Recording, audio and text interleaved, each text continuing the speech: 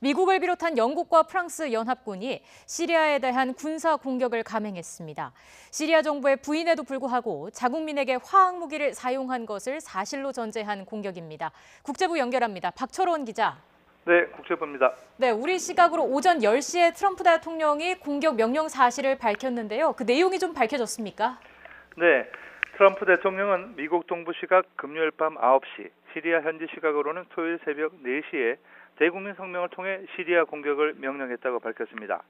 트럼프의 발표와 거의 동시에 시리아 수도 다마스쿠스에 큰 폭발음이 잇따라 들렸다는 보도가 현지에서 나왔습니다. 공격 대상은 화학무기 연구소로 국한됐다는 보도가 사실로 굳어지고 있는 모습입니다. 국제법상 금지되어 있는 화학무기를 사용했다는 것이 응징 공격의 명분이기 때문에 화학무기를 생산하는 것으로 추정되는 연구소를 공격 목표로 정한 것으로 보입니다. 일부 외신은 공화국 경비대 본부 등을 공격했다고 전하기도 했지만 이후 보도들은 화학무기 연구시설에만 정밀한 타격을 했다고 전하고 있습니다.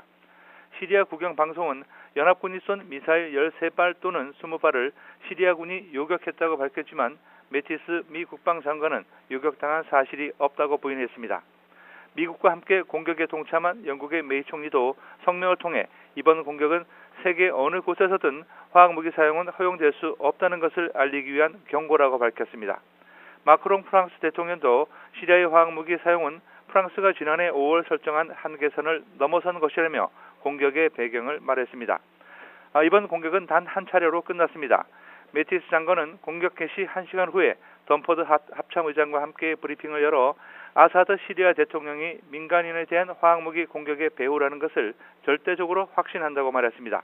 또 미국과 동맹국의 공습은 일회성 공격으로 종료됐으며 추가 공격 계획은 없다고 밝히면서도 미래의 공격은 아사드의 화학무기 사용 여부에 달려있다며 추가 공격 가능성을 열어놨습니다. 네, 이번에는 상대가 단순히 시리아뿐만 아니라 러시아가 개입돼 있어서 확전 우려가 있는데 지금 상황은 어떻습니까? 네, 이번 군사 공격에 대해 세계의 관심이 모아진 것도 확전 우려 때문입니다. 트럼프 대통령이 미국 현지 시각으로 지난 9일 48시간 이내 중대 결정을 하겠다며 즉각적인 응징 태세를 보였지만 오늘까지 지연된 이유도 바로 그것입니다. 시리아와 러시아는 시리아 정부 또는 러시아의 개입으로 인한 화학무기 공격 혐의를 완강히 거부하며 오히려 반군의 자작극이라는 주장을 펼쳐왔습니다. 따라서 죄가 없는 자신들에게 군사 공격이 있을 경우 즉각 보복한다고 거듭 주장해왔습니다. 시리아도 병력을 러시아 군 기지로 옮기면서 러시아를 방패로 삼는 작전을 펼치기도 했습니다. 이에 따라 오늘 공격은 러시아에게 군사 개입의 여지를 최대한 주지 않기 위해 국소적으로 이루어진 것으로 보입니다. 그리고 아직까지는 러시아의 반격이나 군사 개입 소식은 없는 상태입니다.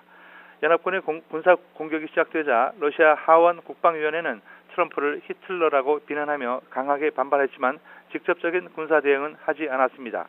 지금까지 국제부에서 YTN 박철원입니다.